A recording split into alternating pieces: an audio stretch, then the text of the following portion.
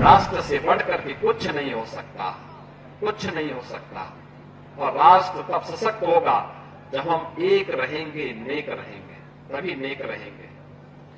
बटेंगे तो कटेंगे। मुख्यमंत्री की बातें न्यारी है कि हिंदू एक रहें। अब हिंदू वो किसको मानते हैं? जो भारतीय जनता पार्टी में रहे वही हिंदू रहेगा।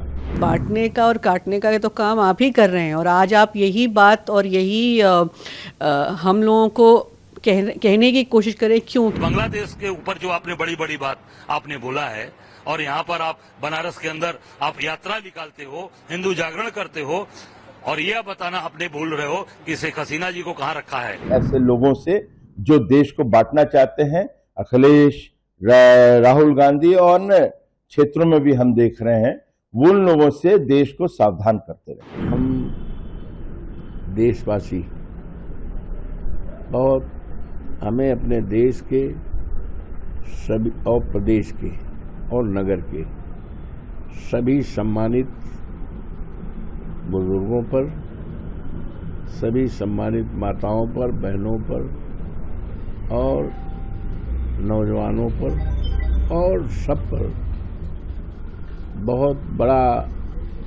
मैं अपने को भाग्यवान समझता हूँ, भाग्यशाली मानता हूँ। और ये देश का गौरव रहा है कि जब भी देश के ऊपर कभी भी किसी प्रकार का बाह्य संकट आया है, चाहे चीन का आक्रमण रहा हो, चाहे और 65-66 में देश के ऊपर हमला रहा हो, हमारे देशवासियों ने राजनीति से ऊपर उठकर,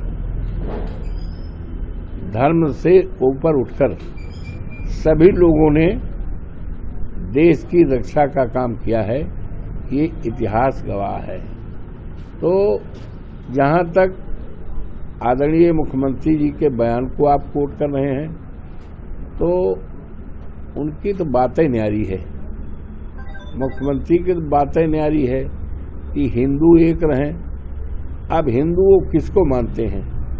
जो भारतीय जनता पार्टी में रहे वही हिंदू रहेगा। क्या हम लोग हिंदू नहीं हैं?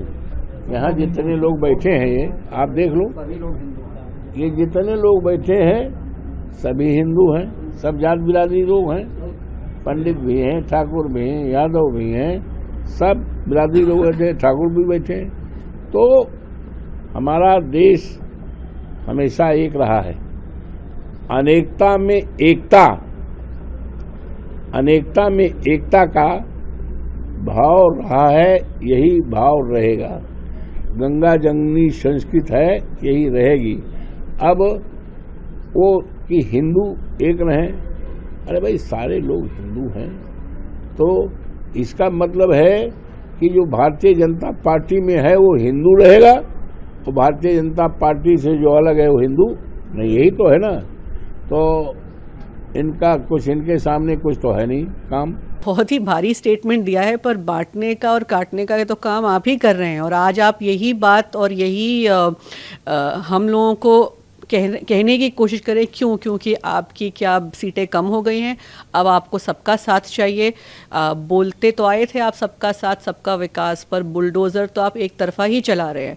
तो ये आपको बोलने पे शोभा नहीं देता, क्योंकि बांट भी आप रहे हैं और काट भी आप रहे हैं।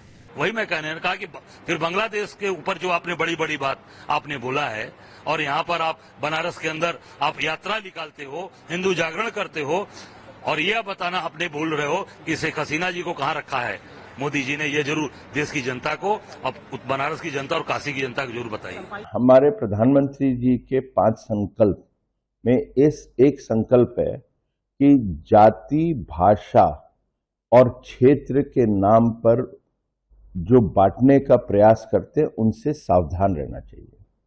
और यही हमारे मुख्यमंत्री जी ने भी कहा कि बटोगे तो कटोगे, और उन्होंने उदाहरण दिया बांग्लादेश का, और ये सही भी है।